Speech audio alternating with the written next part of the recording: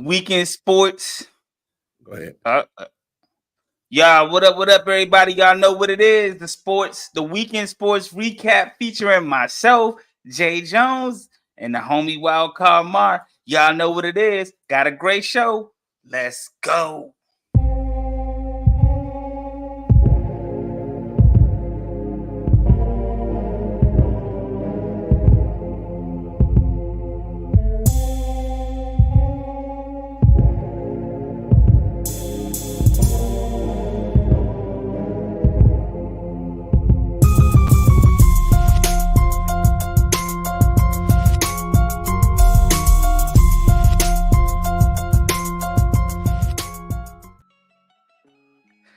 Hey, hoo buckle up. Hey.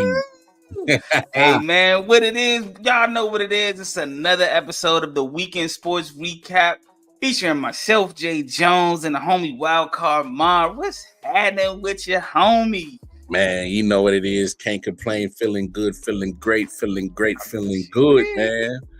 In real life, man. A lot of stuff to talk about, dog. Hey, definitely, man. You ain't lying. It was a lot happening, especially in college sports, man. We had Nate Oates kind of shoved the player. Then we had the Texas coach. He was mad at the players for putting the horns down. Oh, Lord. Then we had an upset in the ladies basketball. We had Ohio State, number 18. We had them beat number 2 Iowa. Yeah, they did. Oh, and Caitlin Clark, she did her thing per usual. Yeah. She dropped 45. Ooh. But just a little wild stat I'm gonna throw out there. When Caitlin Clark scores over 40, her team is 0-3. Ooh. Which is surprising. So do you let Caitlin Clark just do her thing and just let her get 50, 60 and let everybody else do nothing? Like, that seems to be the recipe to beat Iowa.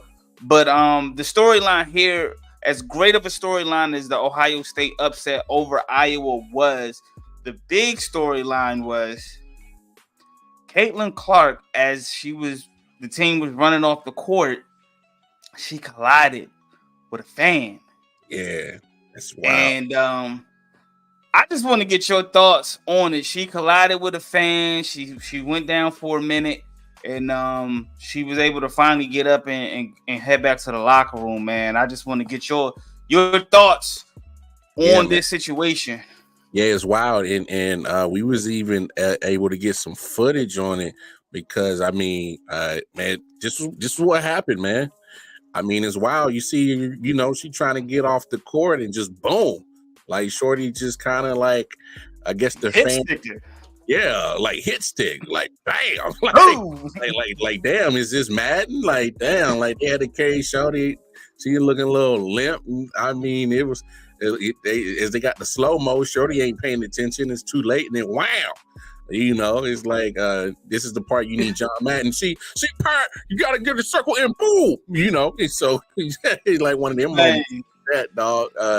So that whole situation right there is crazy, bro. I mean, and I don't know about you, Jay, but this kind of brings up the conversation. Like, do you ban fans rushing the court in college sports?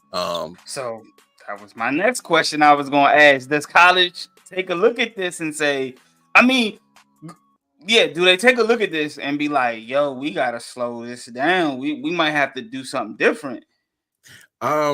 Because of who it is, because it's Caitlin Clark. Oh, they're gonna take a look at it. They're gonna have a conversation about it because it is Caitlin Clark. She's one of the most dynamic players in all of college sports. Matter of fact, and you see how prolific she is for the game of ladies basketball.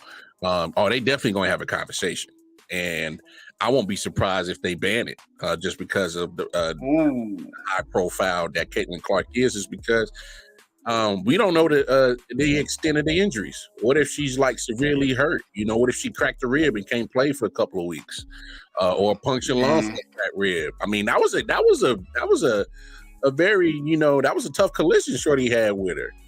So it's I'm looking at the situation where, hey man, maybe we might have to tighten up on a security situation. Maybe do a little bit better with better protocols. Because, hey man, Caitlin Clark a cash cow right now. You can't be fucking up the church's money, dog. That's what I'm saying, man. Like, that's the thing that got me, right? So I get the fan was excited they won a game, right?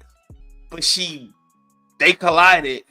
Not only did they collide, she didn't even like care to like see who she collided with. Like, she just ran, like, looked back and was like, yeah, she be all right. Yeah, and went to go get content for whatever it was she was doing. Like, it's wild, man. I don't know the extent of what Caitlin Clark suffered. It looked more like a facial, like she paused. Like, whoa. Like, Whoa. Like her nose. Whoa, pimp. Hey, let me slow it down. It looks like she got hit more in her facial area than anything with this collision, man. And then she kind of hit like a little spin. Yeah, I gotta slow down. I'm a little excited, man. Oh, slow down.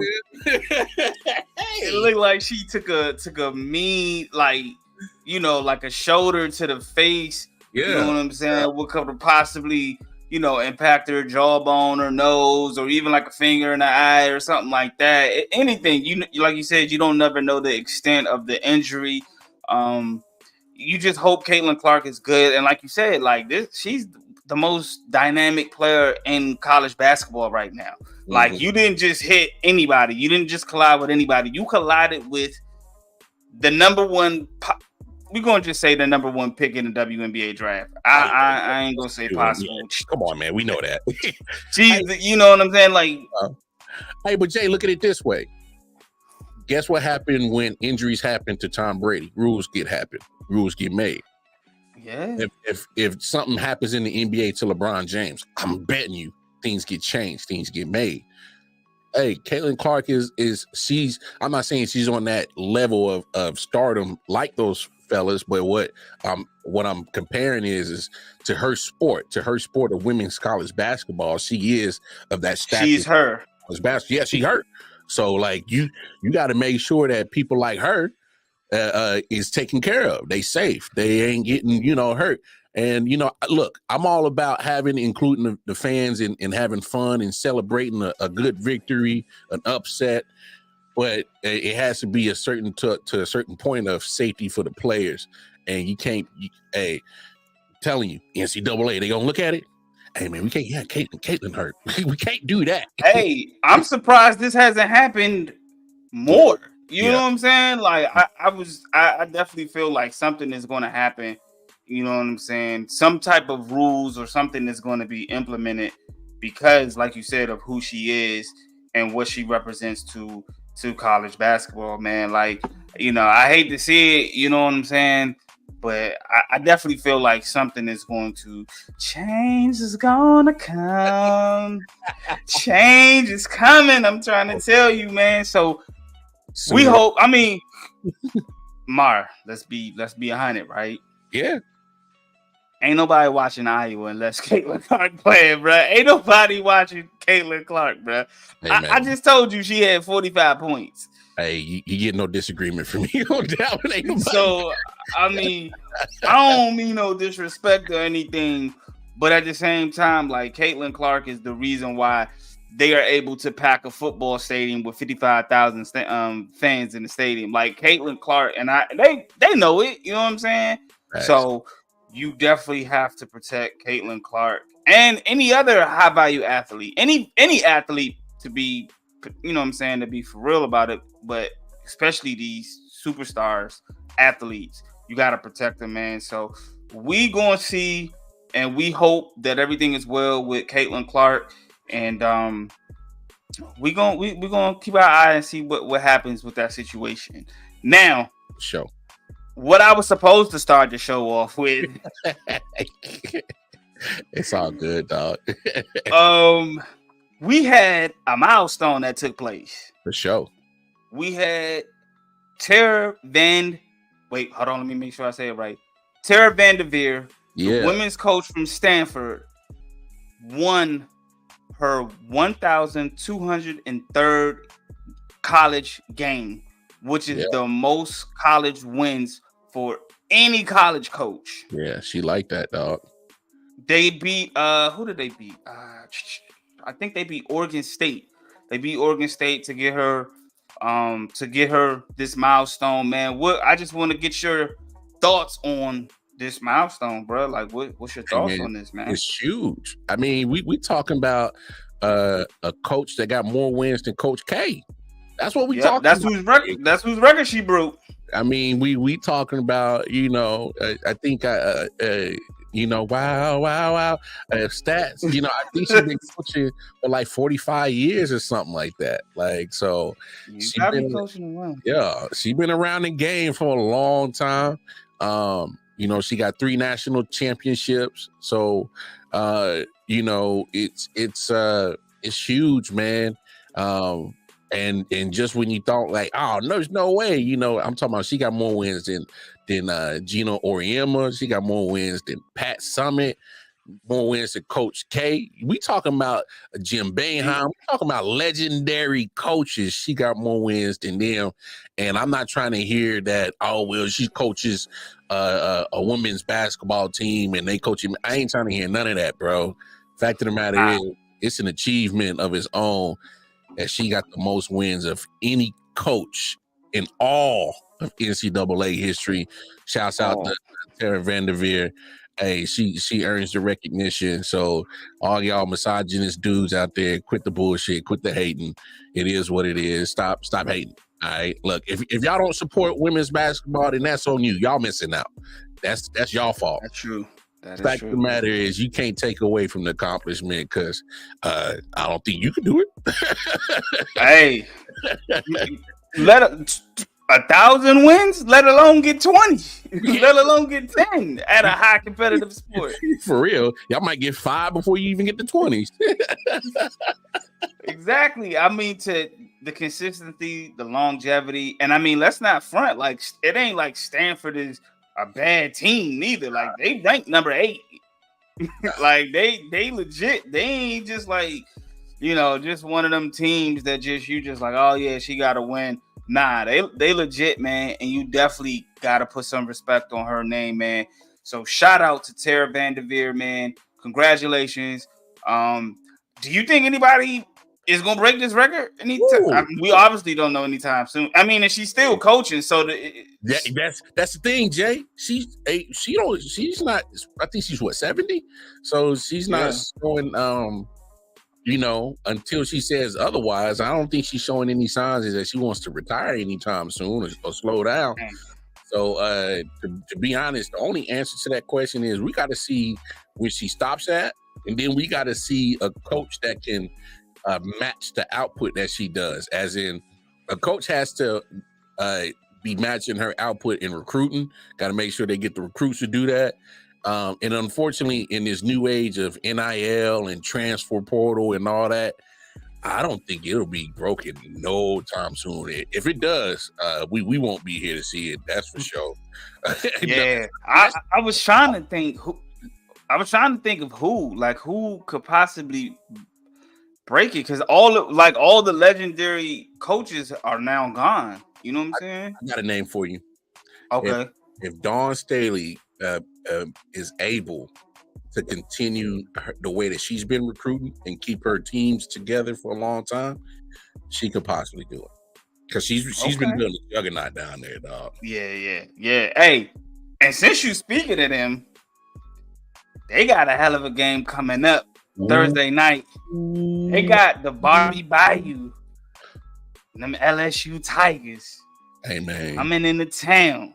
I can't wait. Hey. I can't wait, dog. I can't wait. I don't know about you, dog. Hey, and this is for all you haters that hate college, women's college basketball. Hey, this is some juggernaut matchup right here. You talking about a juggernaut in LSU, a juggernaut in South Carolina. Boy, I love the fact that they in the same conference and we get this before March. You know what I'm saying? Bro, I cannot wait, dog. Because South Carolina they looking real fierce this year, bro. Yeah, they back on they Grizzly. They 1-1 right now. Now I'm gonna tell you, I like Colorado too. I don't know if you've been watching Colorado. They nice too, but South Carolina they look like they coming back with vengeance. Like they was like, y'all got us last year, we coming back, and this matchup with LSU is gonna be a hell of a game, man. LSU they lost and then they just beat somebody else the other night, so they're gonna be coming in off a win. I think all their starters have had were in double digits, and I just can't wait, man. I'm excited. If y'all don't know, we both excited about this game. It's Thursday night on ESPN at 8 p.m. Hey, if I recommend y'all to watch any college women's basketball game, I did one. This one gonna be the one to watch. This one gonna be the one to watch. Yes, so, hey, I mean, we might. And if you don't follow us on social media, please follow us on social media. Y'all see the social media tags underneath, because I'm sure we're gonna be tweeting and we're gonna be recapping this game somehow, some way. So, LSU, South Carolina, 8 p.m. ESPN. Check it out, man. Now. Let's get into some NFL, man. It's been crazy. It's been wild. We got the divisional round of the playoffs, man. And we're going to start with the Saturday games, right? We're going to start with the Texans and the Ravens, man. It was close for a minute. For a minute. And then Lamar Jackson showed up. Yeah. What's your thoughts, bro? Hey, CJ Stroud, great year. D'Amico Ryans, great year. For any Texans fans that said that they saw this year happening, you capping like a mug. Yeah, this team won 3 games last year. Ain't no way no Texas fans on the earth, on Jupiter, on Mars, on the sun, in any galaxy saw that the Texans was going to go from 3 wins to a divisional round playoff game with a rookie coach and a rookie quarterback. Ain't no way. You capping. I challenge any Texas fans if they said they saw that coming out. I call you a liar and a fool. But hey, the Texans did their thing. They just ran up against a better squad, man. They did show flashes. Now I want to say this: if if I'm the Chiefs defensive coordinator, I will look at that second quarter and saw what the Texans did when they were defending Lamar Jackson. They kind of slowed him down a little bit, was able to get a couple sacks on him and contain them. If they could recreate that for 4 quarters, you talking about there's a different game. But no, hey, shout out to the Texans. They did well for themselves. But the Ravens, they flexed their number 1 seed muscle, man. They was like, yeah, we the big dogs of the AFC right now. I mean, they flexed on them real quick, man. But hey, shouts out to both squads, man. For sure. Yeah, I'm with you. I think a lot of people, I think the rust showed in the second quarter. I think that layoff showed, and I think even Lamar mentioned it. I think he mentioned that the layoff kind of had a factor in the second quarter, which allowed the Texans to get back into the game. They had a punt return that got them back into the game, kind of got the momentum going on their side and things of that nature. But Lamar came out and did Lamar things, and I was happy to see it, man. It's dope. We're gonna have an AFC championship game in Baltimore, which hasn't happened in quite some time. Yeah, but I think they said 1971 or something like that. Yeah, and they had I wasn't nowhere near thought of, but at all. Hell no. So Baltimore gonna be cranking. It's gonna be wild. I don't know what the forecast is gonna be. I'm in the Maryland area. I'm not in Baltimore, and I know it's a lot of rain coming up this weekend. I don't know if it's gonna affect Sunday's game. Are they playing Saturday or Sunday? Both games gonna be Sunday. Both on Sunday, true. So I don't know what the weather's gonna be. What up, Italy Jet? I don't know what the weather gonna be on Sunday, but I'm gonna put a pin right here because during the playoffs, it got a little spicy. And I ain't talking about on the field. I'm talking about off the field, right? So we had like a player, coach, kind of like back and forth, man. We had Jay Gruden and RG3 going back and forth on Twitter. This is why I love Twitter, man, because Twitter they just be having all the little friction and beefs, and if you don't follow these people, man, I'm sure somehow, some way it'll hit your timeline, man. It started with a tweet I think that Jay Gruden sent. Yeah, go ahead, because I think that was the tweet. Yo, he said you weren't good enough.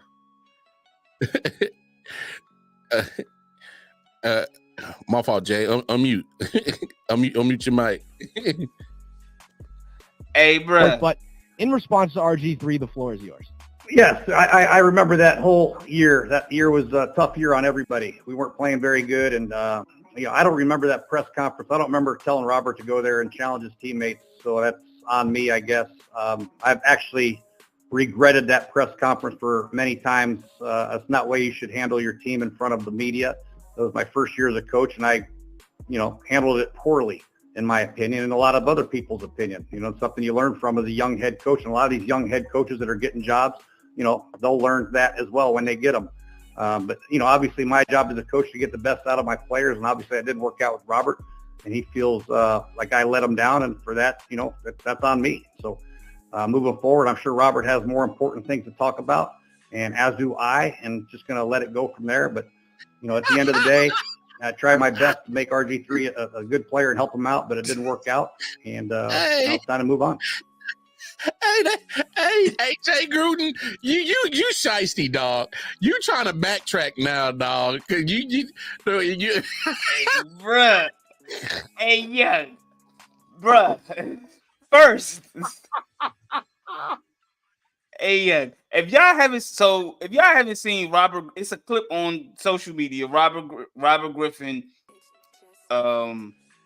basically saying that there was a press conference back when he was playing in Washington where he threw his players under the bus, and he did that because Jay Gruden told him to do it. He felt that Jay Gruden should have backed him, but Jay Gruden didn't, and so forth and so forth. Jay Gruden replied like, "Oh, this is what you want to do? This is the game you want to play?"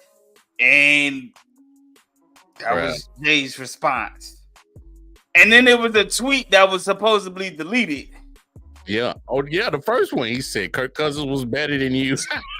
Hey, the ether beat drop. Hey,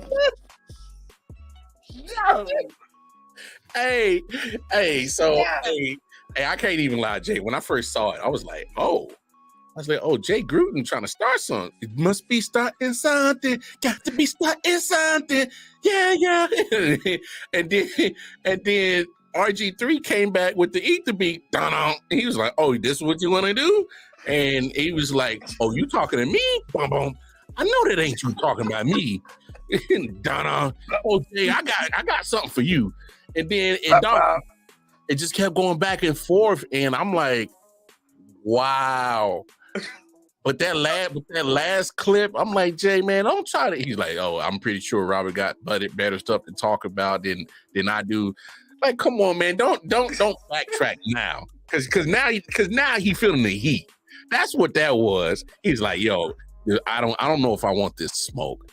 I started it, but I don't know if I want it because like I think for how it originally started, Jay Gruden had made a comment on Twitter, said I don't think I ever. He was talking about one of the quarterbacks in the Jalen Hurts doing the Bucks game. Yeah. He was like, man, like pick up a blitz or something. I've never left my quarterback out in a situation to get some other sorts of and if I did, I'm sorry or something like that. Yeah, and RG3 was he gave him the eye emojis. He's like, you sure about that? Hey man, I love the craziest things. That's what I'm saying. I love Twitter beefs, dog. They're hilarious. Hey, and then after that, Jay Gruden posted a picture of RG3 racing the Seahawk. Yeah. When he was What he say? He said, take your ass back to go raising pigeons. Hey, young. One of the craziest, strangest things that I've ever seen on Twitter, but Twitter is a place full of nothing but strange and crazy things, man. I think they kind of hashed it out a little bit. I think RG3 invited him on the show so they can talk about it. It's yet to be determined if Jay has. Hey, let me ask you this, Jay.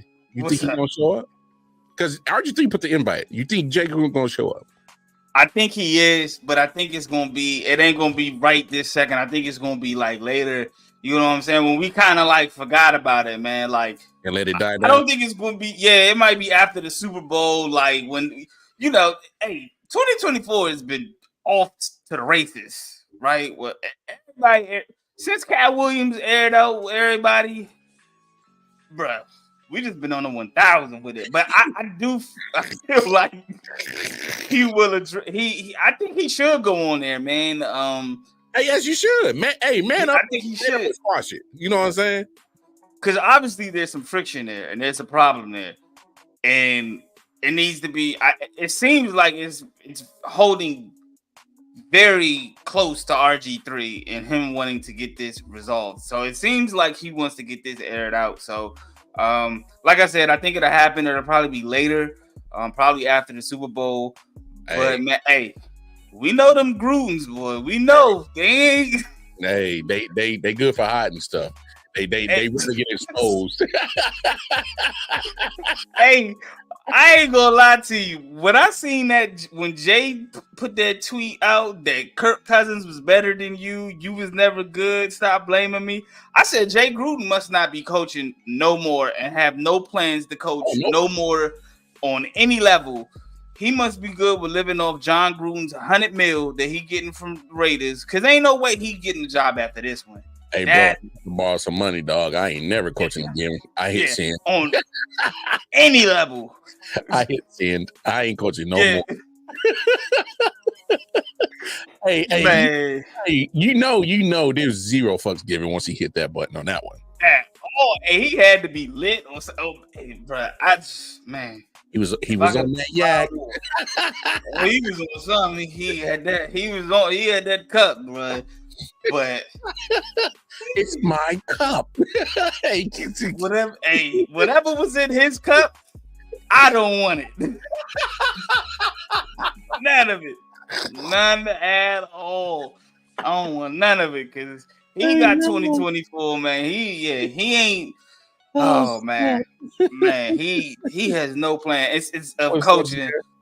What's up? And speaking of coaches, man, and the Raiders finally did something right. They hired Antonio Pierce. Yeah. Right. Which we both felt like the Raiders should do. We didn't know what was taking them so long, but they finally did it. Now, I want to ask you this.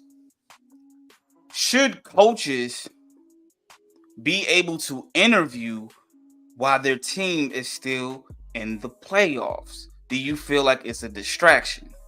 I definitely think it's a distraction because the job's not finished at your current job, especially if you're in the playoffs. And I know it happens every year because, you know, your team has had so much success. You want to, and there's losing teams that want a piece of that. And so they're looking at the teams that are in the playoffs, say, hey, man, I like the way he's running that offense, or I like the way he's running that defense, man. I want him to be my head coach. And they interview him in the middle of a playoff run. And, you know, look, I get it. You know, most people can multitask that, hey, I can prep myself for this interview for this team, but still be in the moment for my team and come up with the game plan and all that stuff, which by all means you can. But to me, it does an injustice for the players who are playing at that point in time. I just don't think it's I just don't think it's right. I don't think it's fair. But I understand it. It's professional sports. They're not worried about, you know, especially a team that's down in the shitter. They ain't caring about a team that's winning. They trying to find out. That would be my team. Yeah. You know, they trying to find a way to get out the shitter. So I understand it, but man, it's to me, it's kind of janky as hell, if you ask me. So What up, Bill? I'm not a fan of it, but what it also does, and I think a lot of people probably don't pay attention to this. It forces your team to stay more locked in, knowing the fact that, hey, we're going to have some people, getting interviewed for jobs. So maybe it's just another adage for you to get over. And it makes it more impressive when you win the Super Bowl. Because say, hey, man, we dealing with distractions and we still made it. But I'm not a fan of it. I mean, I don't know how you feel about it, but it's just, yeah. Like, hey, leave I'm with you. I'm with you. And as I mentioned, one of my team is one of the teams that have been interviewing coaches during this process. And like you said, I've seen both sides of it because my team has been in the playoffs and we've had staff that has been contacted for interviews for head coaching positions. And I'm with you. I do feel like I think it's a huge distraction. And I think, man, like I don't like it. You know what I'm saying? And I'm not saying that it causes a team to lose or that that's the reason why the team lost. I just feel like when you are locked into the playoffs, like that's the time when you want to be focused the most. Like you don't want nothing to be distracting you because you're trying to make sure you got that game plan. You're trying to make sure that the players are executing the game plan right. And to have to step away on a Wednesday to take a Zoom, even though it may be Zoom to do a meeting, you know what I'm saying? Now with Zoom, because before I think these coaches were actually meeting with teams. So it's like it does pose a distraction, and it's probably nothing probably won't be done about it because, like you said, it's the NFL. Yeah. But me personally, I just think it's a distraction, man. And some coaches will. Some coaches will still be successful, like the Ravens, who we just spoke about. I think their defensive coordinator and offensive coordinator is a head coaching candidate, and they're still moving forward. The 49ers are a very, popular team with a lot of head coaching candidates as well. But speaking of, we're gonna jump back into the playoffs because we veered left. That's what I do a little bit. But the second game was 49ers and the Packers. Now, we saw what the Packers did in Dallas. And we saw what the Packers almost did in San Francisco, man. Just what was your thoughts watching this game, bruh? Hey, man. Hey, I'm laughing because Jordan Love was like he must have was looking forward to all the snatch he was about to get after the game. He's like, man, I'm killing these dogs. I'm about to get so much coaching on. And then he do that pick, and then they was like, no, man, we don't mess with dudes that be throwing interceptions like that. You don't get no coochie. So he messed up all his coochie coupons, man, in one throw, bro. Hey, homie was cooking. Hey, Jordan Love was cooking, dog. Aaron Jones was cooking. Hey, the Packers was actually, bro, they had San Francisco on the ropes, dog. Man. And yeah, they had them on the ropes, man. And then that last throw, Jordan Love, I don't know what that was, dog. Yeah, he went into his Brad Favre. Yeah. Hey, matter of fact, it's funny you say that. Shout out C. Lou if you follow him on Twitter. He's hilarious. I'm paraphrasing his tweet. He said, man, this man, Jordan Love, played 59 minutes of Aaron Rodgers football, and he chose in the last minute to play like Brett Favre. Bruh, he wasn't lying. Bruh, that was such a Brett Favre move, dog, because he was cooking. And then next you know, he's running to his right. He's fading away, throwing across his body to 3 San Francisco 49ers. And just in case y'all don't know, Jordan Love does not play for the San Francisco 49ers. So at all. At all. Their jerseys was what, green or white? And the 49ers was red? I don't know what y'all was thinking, bro. Bro, I was like, damn, Jordan Love, what a way to just throw a whole good game down the drain in one decision, because they had the timeouts. I think it was on first down when he decided to do that. And it's like, bro, throw the ball away or run the ball or something. Live to play another down, dog. There was no reason for him to throw that. And yeah, man, if I'm his teammates, I know you can't like just whoop his ass for that, but I might, I'm kind of pissed off for real. Like, hey man, what you doing, dog? Like, come on, man.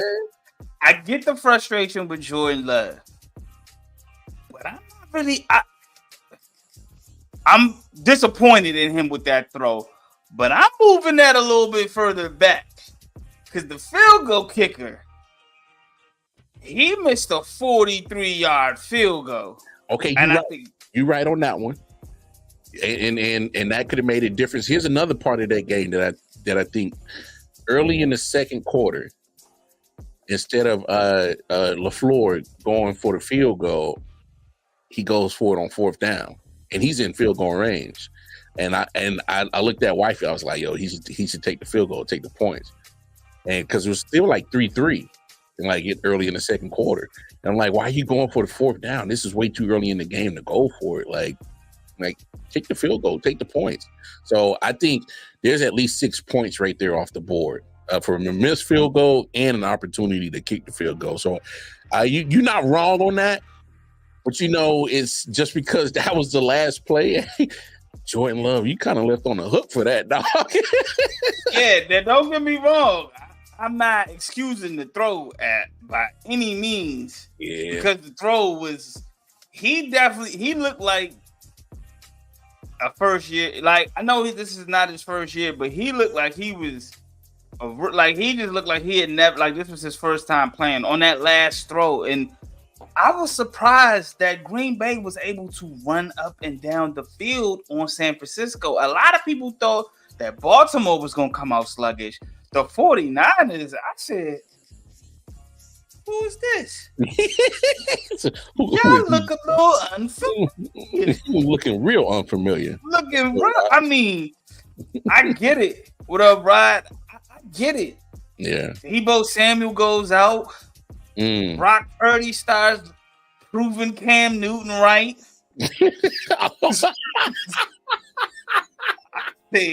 Looking real game manager-ish. he lucky to get out of that because he was missing a lot of throws, bro. I know the weather was, it was raining and things like that, but he looked real mid in that game.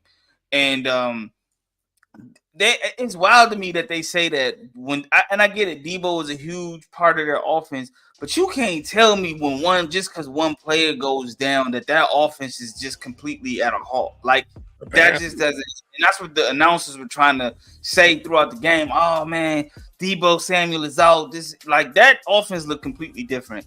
And I don't know, man. We're gonna talk about their game with Detroit, but Jordan Love, you can't do that, my guy, man. Your coochie stock went from up, that shit plummeted like ASAP, bro. Like that was like, That's what it was.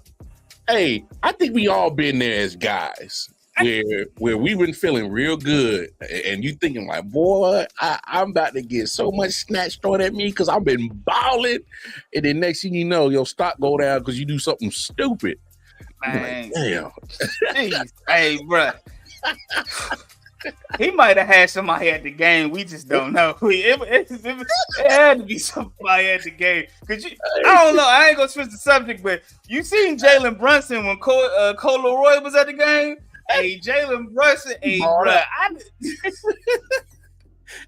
Hey, I think that's what happened. Shorty came up. Hey, Jordan, this be waiting for you once you beat the 49ers. All this for you. He's like, oh, word? He missed the field goal? What? I'm coming out here. Hey, let's get it. Romeo Dobbs, Jalen Reed, Aaron Jones, let's get it. It's on me. Yeah. He was tripping, man. But hey, shout out to the Packers, man. He said, "You ain't gonna mess up my coochie, dog. If anybody mess up my coochie, it's gonna be me." Hey, and he played his way right out of that one. No box. No box for you, my guy. No box, man. Hey, no box. No box.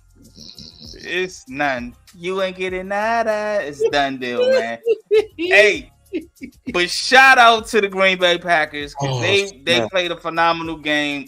They had some mistakes. They had some dropped interceptions, but they had a great season. Better than what I thought they were gonna do. So Jordan Love, he did flash a lot of good things. He did throughout this playoffs. So shout out to the Green Bay Packers. Shout out to them, man. We'll see what y'all do next season, man. And moving on to Sunday, man.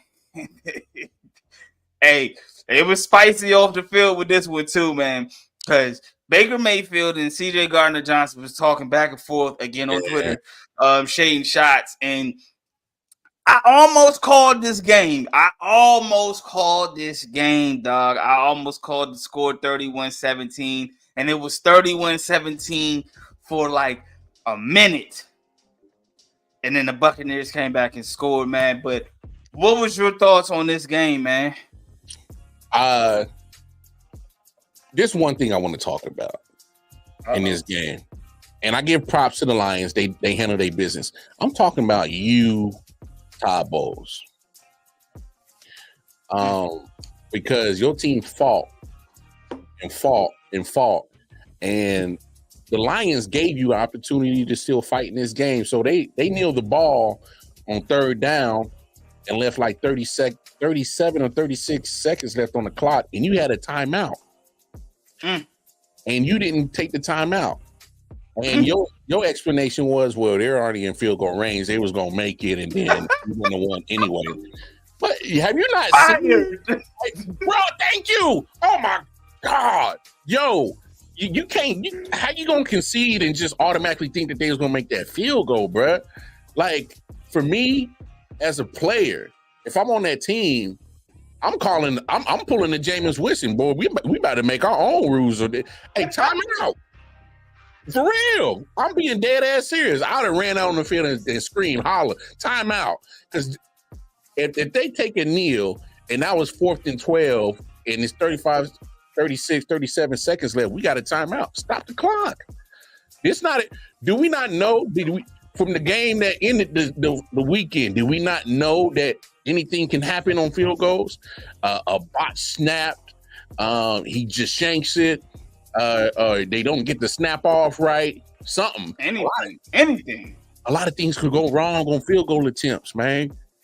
And for you as a coach who can't be on the field to make a difference, for you to take that opportunity out of your players' hands, I got a problem with that. You know who that sound like? What? Real Ron Rivera-ish. Took a play out of Ron Rivera's book. Oh, we had a chance to get to the playoffs? That's why he fired too. Hey, but that's the biggest problem, though, Jay. This is a playoff game. This ain't no regular season game. I know. You're supposed to fight till the clock strikes 0, dog. You're supposed to keep. You got timeouts. Use them. Use it. You can't take them home with you. You can't. You gonna take him home right on the couch. He took that bitch right to the couch. Bruh, if I'm a player on the Buccaneers, I'm hot right now. Because you took an opportunity from us to have a chance to play in the NFC Championship. And you don't never know what could happen in that situation. That's a possible chance of us playing for a championship in a Super Bowl. Bruh, you don't know what could happen. If you just play it to the clock strike 0, you never know. NFL be NFL, and we've seen it for 18.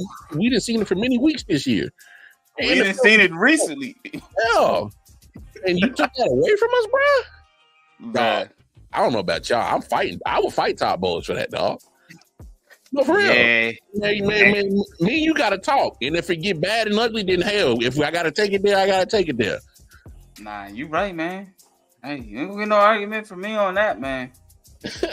he definitely He was smart at the mouth to remind the reporter that the Lions played indoors, but he didn't call no timeout. Now his team is on timeout as they watch the NFC Championship game, man. Yeah, man. Yeah, we need to have. We're gonna see. Yeah, we gotta talk. Hey, Todd, I need 5, bro. We need 5, man. We need 5. Hey, Todd, come into your office. We need 5. I'm already in your office. Todd Bowles, can I meet you in your office? I'm already there. We got to chit chat, bro. Yeah, just a little straightening. That's all. We just need a little bit of straightening. Hey, the owner, the McKay family. I would be having a conversation with homeboy for sure. Yeah, you know what I'm saying? Like, hey, man, hey, man, I shell out too much money for you to be conceding, bro. Yeah, what are we doing? And then your reasoning for it, like, it was Dookie. Oh, they was gonna make it anyway. They would have made the field goal anyway. What? You could just watch the game the day before where the field goal kicker just missed it. Man, bro, come on, man. Like, yeah, man. Shout out to the Detroit Lions, though, man. They got it done. They heading to the NFC Championship. They haven't been there in a while. Yeah. And I don't want to take nothing from them because they played a fantastic game. And that they've been needing something like that for a long time to boost the city. But I couldn't. I'd have felt disgusting if I didn't talk about Todd Bowles and that foolish mistake like that. Hey. Change gonna come. Yeah. Hey, man. Hey, pimp. Hey. I don't even know. Hey, I don't care. You got to the divisional round, bro. I don't know if I could keep your ass around for some shit like that, dog. Yeah, you barely got in. You snuck through the back door. You beat Carolina 9-0. You just that Eagles game saved you. Yeah. So. Yeah, man. But shout out to the Detroit Lions, man. They did it. They got it done. They headed to the NFC Championship. Hey, we gotta talk. We going on to Buffalo, man. Hey. You guys, man. First, I need to know what was your thoughts? I know it's gonna be biased. First playoff game on the road, and it's in Buffalo. Nah, I'll be real. I'll be real about it. I was jacked up. I don't think I was jacked up as Jason Kelsey.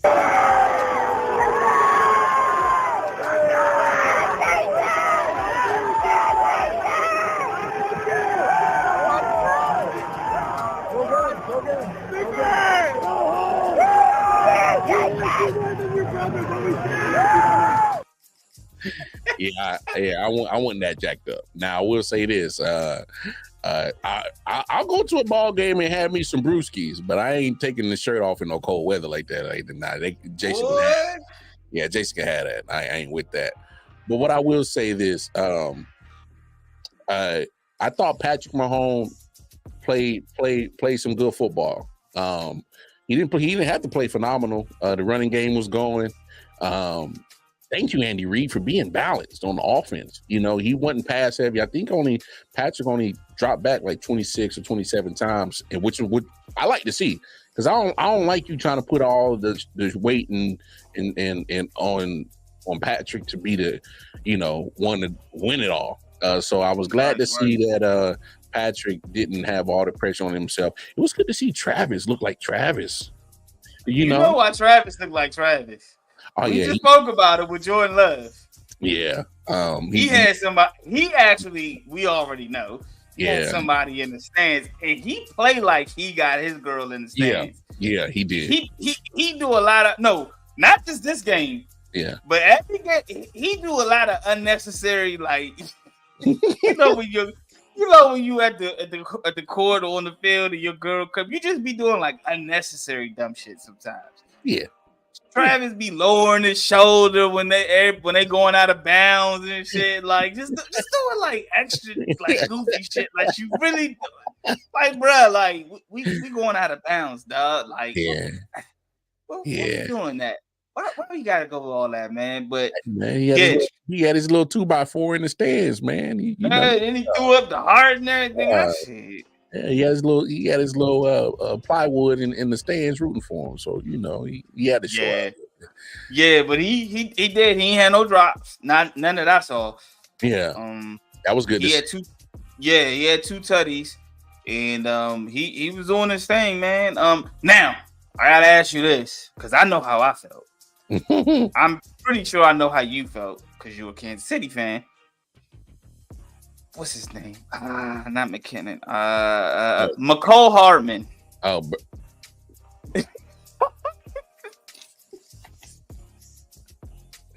So in that situation, we just got the ball because Buffalo decides to with the fake punt because we only had 10 men on the field and they on like their own 30-yard line and they had like 6 yards to get. They weren't nowhere close to it. I didn't know what the hell they were thinking about. Like McDermott, that was silly. And then we messed around and give McCole Hardman the jet sweep and this fool fumbles on the goal line. And I'm like, oh, Lord. Man, you talking about pissed off. I was like, no, this. And that, to me, that'll put the game away. Because that'll put you up. Exactly. I'm like, hey, look. This dude here, man. I'm like, he touched the ball 2 times and fumbled 2 times. Hey, McCole. Yeah, dog. We love you in Kansas City, but with that shit you did yesterday, that's the type of shit that gets you on the Kadarius Toney train where we don't want shit to do with you, dog. That puts you on the MVS train, and we don't want shit. Shout out to MVS. I've been real critical of MVS. I got to give MVS his flowers because he's owed him. He made a couple of big plays yesterday, and I give him. He did. So he did. But yeah, McCole. I ain't even no Chiefs fan. Yeah, you got to sit down, dog. I was on Twitter livid. And I'm not saying he's not a good player. I'm not taking nothing away from him. But in that situation, bro, like Margin said, he had 2 touches and 2 fumbles. But not only that, but Isaac Pacheco was moving. That was another thing that pissed me off. I'm like, why y'all trying to run some jet sweep? Yeah, I didn't. Hey, man. Pacheco. Hey, Eagles fans, Eagles fans are about to feel what I'm about to say right now. And Chiefs fans, we gotta be honest. There's some good things that I love about Andy Reid, and there's some bad things that I hate about Andy Reid. Sometimes his play calling and his clock management is the stuff that pisses me off sometimes. And Eagles fans know the same thing because he was there for a long time. Look, I'm not taking away from nothing from Andy. Won a lot of regular season games for both franchises, 100 plus for both franchises. Cool, bravo. He's got 2 Super Bowls, bravo. But that don't absolve you from criticism. And sometimes Andy Reid, bro, I'd be like, man, what the hell is you doing, dog? Like, you trying to get too cute. Like, and that was a too cute moment, bro. And I didn't like that. I give the defense some props because they was giving up the cheeks on the ground game in the first half. Boy, I was like, in the second half too. I was like, what the hell is going on? But I give them props because they made the stops when they need to. And then if I'm Buffalo, I would have just kept running the ball. I'd have just ran the ball all game. And then just keep running until y'all show that y'all can stop it. But I gotta ask you this though, dog. If you Buffalo, what you do now? You can't. I think you plateaued, dog. What you do? Like, what? I mean, how far do you go? Okay. Oh man, it's tough because we haven't talked about it yet. The Bills did everything. Okay, the Bills executed on 95% of the plays that they should have executed on. They had some drop passes, some deep shot, drop passes, and then they had the infamous wide right field goal kick, tie the game up. So it's like you can't really blame it on the coaches because Joe Brady was in his bag. Like he called a good game. Y'all just fired the offensive coordinator Ken Dorsey in the middle of the season. True. It's just the execution. I don't know what you do if you're Buffalo at this point, bro. Like dog, y'all had the game in the palm of your hands. Y'all just let it go. Now, that 4th and 6, that could get looked at because that was a very terrible call. I don't care if y'all got 5 men on the field. Bruh, you can't make that call right there at that point in time, but like that was a bad call. But I don't know where you go from here with Buffalo. I don't know if you try to run it back. I don't know if you fight. You can't let the offense coordinate. I mean, you don't have to bring him back, but I think that would be a bad move. I mean, you can fire Sean McDermott, but that doesn't stop the players from executing plays. And to me, that's what it came down to. It came down to the execution of the plays. They didn't execute when they needed to. Point blank, period. Fair.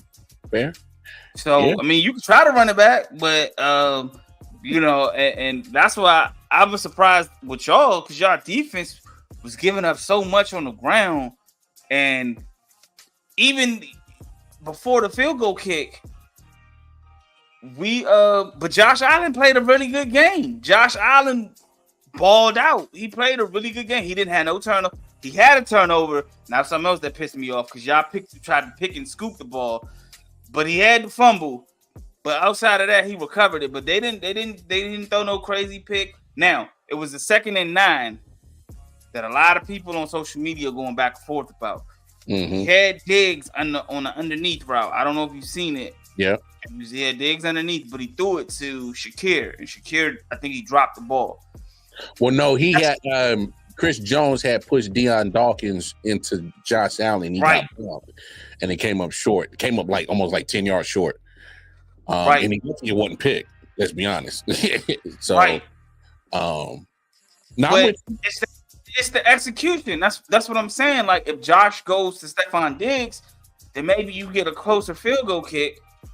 And you don't have the wide right situation, so I don't think you fire anybody. I think you just got to run it back, man. Like, I think, dang, they were so mad they turned the fucking hot water off of y'all. Boy, that man Mahomes had to dodge snowballs and shit getting thrown at him. Hey, but you know what? You make some valid points. You really do. The only issue is that with McDermott is I just think that he has peaked. It's almost to that situation where you have had a coach get you to a certain point and then he can't break through. So I think you need a new voice to kind of get over that hump. Almost like similar like a Tony Dungy switching to John Gruden type of situation where you just need a different voice to get you over the hump. Because look, McDermott deserves credit for taking his Bills team out the dumps. He does. But, got him to the playoffs. And I think it was either his first or second year. Then his second or third year gets to the AFC Championship game. And then, but the last 3 years, you can't get out the divisional round. So it's like when you have situations like that, it's like, damn, man, I think you peaked. So it's like, maybe we got it. Hey, look, I don't say you make the change, but I will feel that at some point in time, you got to have the discussion because it's like, damn sure, well, can't get past Kansas City in the playoffs, can't get past Cincinnati last year in the playoffs. So it's like, is this going to be a trend that when you go up against the top seeds in the AFC every year, are you going to get bumped out? Because that's what it's looking like. I mean, so it's like, I think you at least got to have a conversation, but I mean. Yeah, definitely. So definitely. I don't know. That's why I think they said the last 4 out of 5 times that the Bills have went to the playoffs, like 3 out of those, they've been eliminated by the Chiefs. Mm-hmm. Like it's crazy. Like you definitely got to look at all options. I'm not going to take that off the table at all. You definitely got to explore all options. Cowboys in the AFC. Yeah, you might be right, bro. You might be right, but we ain't got that much expectations in Buffalo. But man, see, but that's the problem, though. Jade is like the media hypes them up as if their Super Bowl window has been open, and I'm trying to figure like, well, when has it been open? Because they ain't been getting there. That's because Josh Allen finally that's because of the emergence of Josh Allen. That is true. Proud New York Jets fans. That's big. Damn. Because the funniest part of it is that the Bills are the team that traded back and gave Mahomes to the Chiefs, which is true.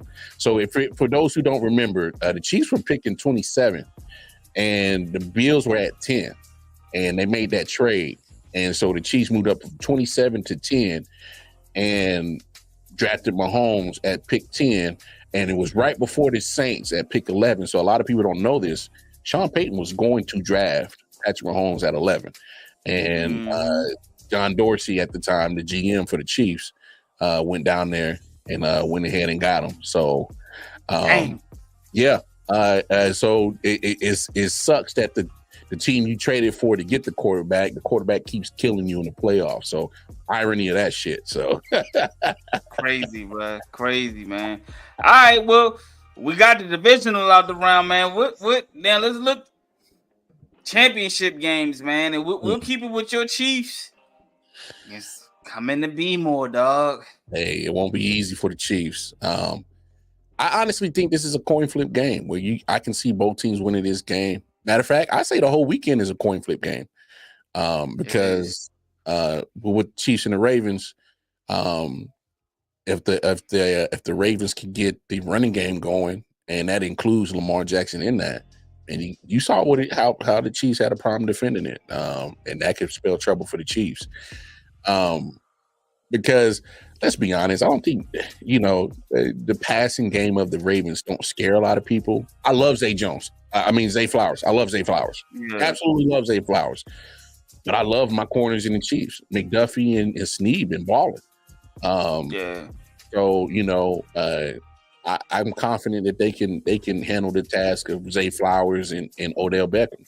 I really do believe that. The only thing that scares me about this matchup, obviously for the Chiefs, is, and I don't want Andy to get complacent and think that Mahomes needs to go win this game. He got to do the same thing. I know that the Ravens defense they're stout, they're tough, but you got to find a way to stay balanced as possible. And then when you look at the NFC game, man, Detroit Lions, they a gritty team. I think if they match San Francisco's physicality, they can win that game because we've seen what happens when you go against the 49ers and you play bully ball like they try to play bully ball and you out-bully them, they fold. The Browns got it, and the Ravens, they both did it to them. They both made them fold. So I think if you can make that happen, you can walk out with a dub, man. So what's your thoughts on them? Early thoughts? Don't pick a winner yet because we got a whole week. Right. So, but yeah, man. What's your initial? I think with y'all's game, I think, like you said, y'all gotta keep it balanced. Y'all have to find a way to get Isaac. Y'all have to find a way to keep Pacheco and Hilaire involved in the game. Mm-hmm. I think that's key. Of course, work the tight ends and things like that, and then Rashee Rice. I'm a little. Is he okay? Because he was a little banged up in the last game with Buffalo. There's a couple of injuries that I'm worried about. I don't know the severity of Rashee Rice, but the one injury that I'm more concerned about is Joe Tooney, left guard, had a pec injury, and then he had to leave the game. And so I'm more worried about that one going up against Baltimore's front four and having him be out the game. So that was me. Not only that, but y'all linebacker. I think the linebacker core, against their tight ends. Mark Andrews is projected to be back. Yeah, would likely. So I think the cat and mouse, the chess game, between that, is going to be the determining factor. Who can stop the run? Who can establish the run? I think those are going to be the two. Those are going to be the difference makers and which team wins. Mm-hmm. Now, with the Lions and the 49ers, I really do feel like the 49ers. I'm sorry, I do feel like the Lions can get this W. Mm-hmm. My concerns are the Lions aren't a good road team, number one. Number two, their offensive line, I think they lost like one or two during Yep. the divisional game, which kind of scares me with that front seven with the 49ers. And again, that secondary. No, cheeks. Cheeks. yeah. Cheeks, dog. Yeah. And on the other side, the 49ers, man. Yeah, Brock Purdy was looking real mid, very mid out there. So was the 49ers defense. Their secondary was looking real suspect. Yeah, they was getting clapped. So I mean, they had like 5 pass interferences. Like it was wild. I was like, damn, is this the same 40? This ain't the same. I know this ain't the same 49ers team. I know that been from week 8, week 17. I know this ain't them. So, like you said, it's a coin toss for either one of these games. The status of Deebo Samuel is also a huge question mark. We got to figure out how that's going to play in effect. That matters. Because obviously, when he ain't there, Brock forgets how to play football. So, what? I ain't saying nothing that ain't nobody. Dog, come on, dog. Man, you ain't lying. Hey, don't throw no inclement weather in there because I didn't notice the pattern too. When it's bad weather out there, Brock Purdy he already mid. He gets to go like, hey, that start get to going down. He glove, no glove. I don't know what I'm gonna do. He turns. Whew. So it's still a toss up, man. I definitely give my prediction on this game and try to come up with what I think a score would be. I was close on all the games this weekend, but I didn't hit on the nose. But it's gonna be a good weekend, man. I hate that this time of the year, football season is ending and my team is not in it. But breaking news. You guys got some breaking news. I don't know if you saw that. I ain't seen it. Yeah, check your phone. Former okay. I knew that's who they was gonna get. Hey, okay. Brian Callahan. So, hey, speak on it, dog. Speak on your squad, dog. How you like it? So I kind of had a feeling that's who they were gonna go with. They brought him in for a second interview. I think a lot of the trend in the NFL right now is to hire the offensive coordinator as the head coach, especially to jumpstart the offense. Our offense was horrendous this year. So I think they feel like obviously he will help. And not only that, he's worked with a lot of good quarterbacks in his past. So he's worked with the Joe Burrows. He's worked with a lot of, I can't think of who else. I think did he have a stint with Mahomes at one point? I don't think he did. Remember. But he's worked with some very good quarterbacks in his coaching career. So I think that'll also help the growth of Will Levis if we continue to move forward with him as the starting quarterback next year. So I kind of had a feeling that's who they would go with. So I'm glad that they finally made a decision on who they were going to go with. We'll see what goes from there. They also need to go ahead and get Mike Mularkey, the offensive lineman coach. He said he's ready to coach. He wants to come back to coaching, and he wants to. He will be open to come back to Nashville. Tennessee needs to make that happen like yesterday. Yeah. So I'm happy with the hire. I can't deny. I wanted, Antonio Pierce, or I wanted, Bobby Slowick or Ben Johnson, but like we said earlier, he's still playing and he's a hot commodity right now. So I figured they was going to go with Callahan. So I'm cool with it. I'm fine with it. So hey, I think you guys definitely got to, add some pieces to your offensive side of the football. But you do get an offensive coach in there, and it's not a diss to Mike Vrabel. He's more defensive minded. So that's what happens when you get a more defensive minded coach. You need a good offensive mind in there that's going to balance that out. So with him being a offensive minded head coach, now all he has to do is bring in the proper defensive minded coordinator in there to take care of that situation. So, I mean, that's what's been kind of lacking as an outsider looking in for the Titans is more explosive offensive plays, more continuity, more consistency on the offensive side. So hey, I think it's a dope hire for y'all. I mean, And that's the trend. So I'll say this too, like even when our offense was doing fairly well, even when we did have success going into the AFC Championship and making the playoffs, the offense got stale in my viewpoint.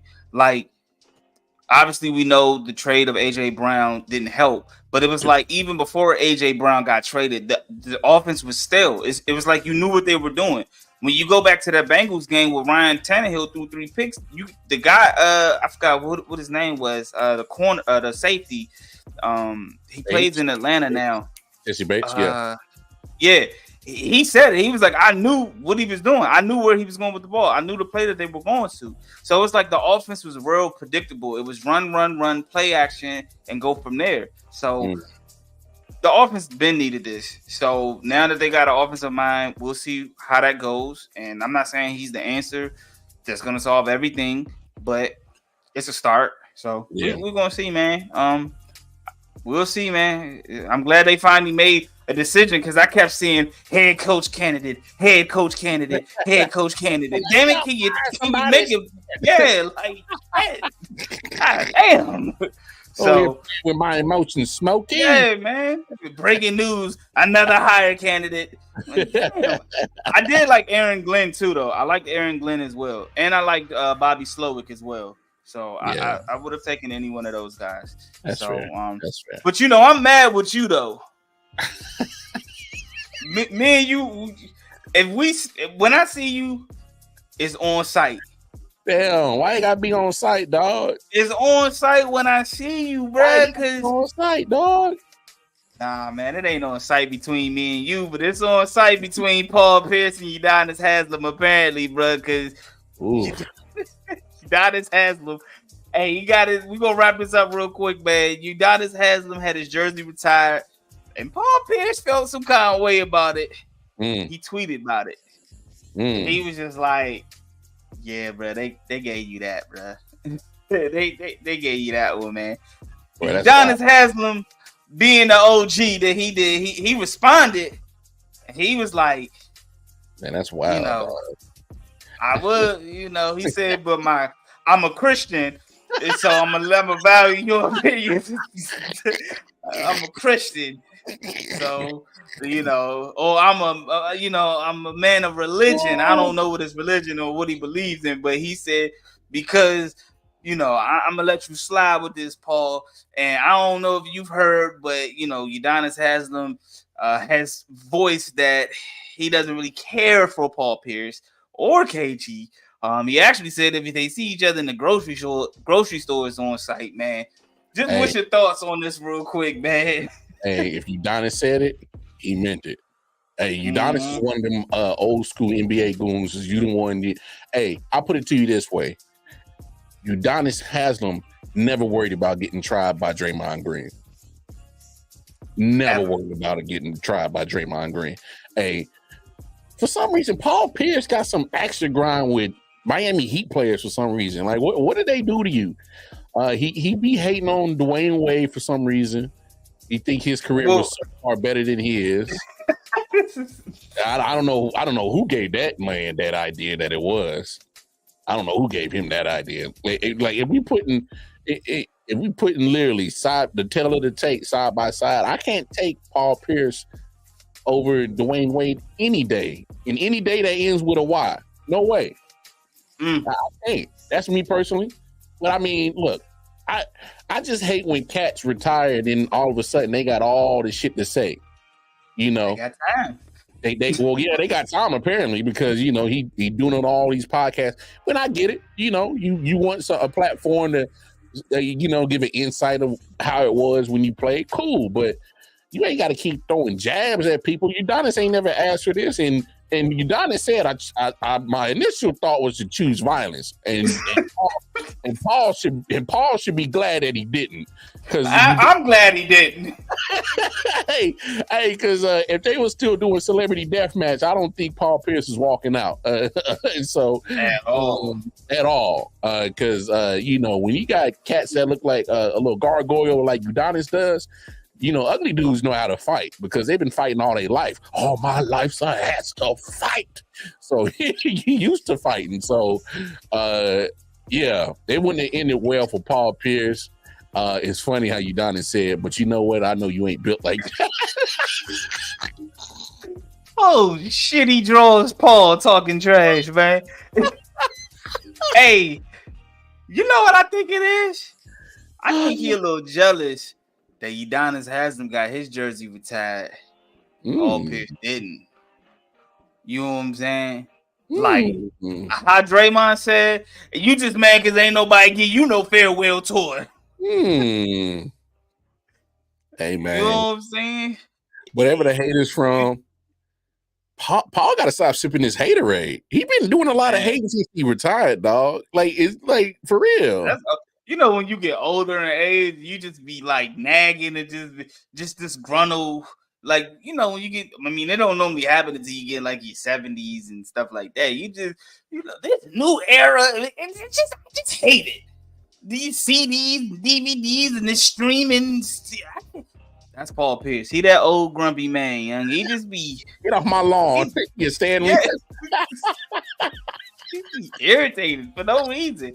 Like, bro, like chill. Like you ain't even have to say nothing. Nothing at all.